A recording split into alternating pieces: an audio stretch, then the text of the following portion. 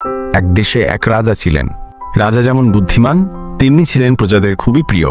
কিন্তু হঠাৎ একদিন থেকে রাজার চোখে সমস্যা দেখা দিল।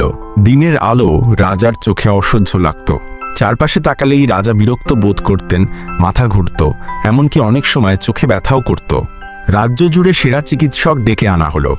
রাজা চিকিৎসা করালেন অনেক জায়গায়, অনেক ওষুধ খেলেন, চোখে নানা ধরনের জল লাগালেন, কিন্তু কোনো কিছুতেই কাজ হলো না। দিন দিন রাজার কষ্ট বাড়তেই লাগলো। রাজা অবশেষে একদিন একান্তে বললেন, হায়, এই চোখ দিয়ে আর পৃথিবী দেখা হবে না বুঝি।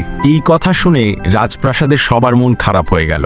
মন্ত্রীরা চিন্তিত, প্রজারা কাঁদছে, চিকিৎসকরাও হাল ছেড়ে দিয়েছে।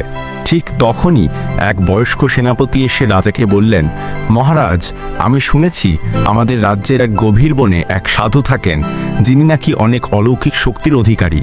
লোকজন বলে তার আশীর্বাদেই কঠিন রোগ সেরে যায়। রাজা তখনই সৈন্য পাঠালেন সেই সাধুকে খুঁজে আনতে। অনেক খোঁজাখুঁজির পর একদল সৈন্য সেই সাধুকে খুঁজে পেলেন। বয়স অনেক হলেও চেহারায় ছিল এক অদ্ভুত শান্তি। তারা সন্ন্যাসীকে রাজপ্রাসাদে নিয়ে আসার অনুরোধ করলেন, কিন্তু সন্ন্যাসী বললেন, আমি এই অরণ্য ছাড়ি না। রাজাকে বলো, তিনি যদি সত্যিই নিরাময় চান তবে তিনি যেন নিজেই আসেন। পরদিন সকালে রাজা নিজেই ছুটে গেলেন সেই গভীর বনে। চুপচাপ বসে থাকা সন্ন্যাসীর কাছে গিয়ে বললেন, বাবা, আমার চোখে অনেক কষ্ট, দয়া করে আমাকে ভালো করে দিন। সন্ন্যাসী রাজাকে একবার দেখে মুচকি হেসে বললেন, রাজন, আমি বুঝতে পারছি আপনার সমস্যা কি। আপনি এখন থেকে শুধু লাল রং দেখবেন। হ্যাঁ, শুধু লাল জিনিসের দিকেই তাকাবেন। সবুজ, নীল, হলুদ এসব এড়িয়ে চলবেন। কিছুদিন পরই দেখবেন আপনার চোখ ঠিক হয়ে গেছে। রাজা একটু অবাক হলেও চিন্তা করলেন, যত কিছু করেছি আর একটা পন্থা না হয় চেষ্টা করে দেখি। তিনি ফিরে গেলেন রাজপ্রাসাদে। রাজপ্রাসাদে ফিরেই আদেশ দিলেন, রাজ্যের সবকিছু লাল রঙে রাঙিয়ে দাও। দেয়াল, পর্দা, বিছানা, কাপড়, এমনকি ফুলগুলোও যদি সম্ভব হয় লাল করে দাও। পুরো রাজ্যে লাল রঙের বন্যা বইতে লাগলো। সৈন্যদের পোশাক, দারোয়ানদের টুপি, সিংহাসনের চাদর সবকিছুই লাল।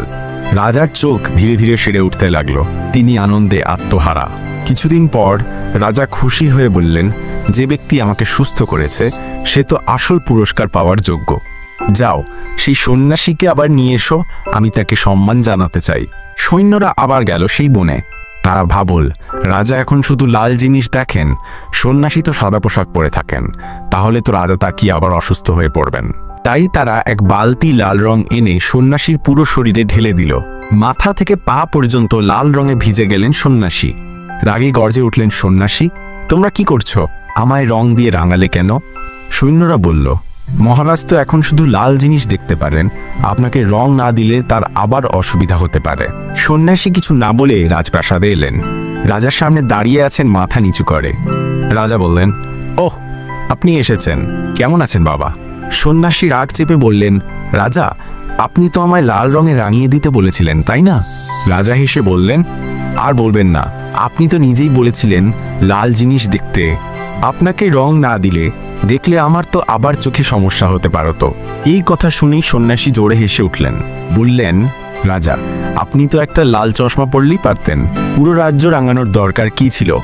রাজা তখন থমকে গেলেন, মাথা নিচু হয়ে গেল লজ্জায়। তিনি কিছু বলার আগেই সন্ন্যাসী আবার বললেন, রাজন, এইটাই তো মানুষের সমস্যা।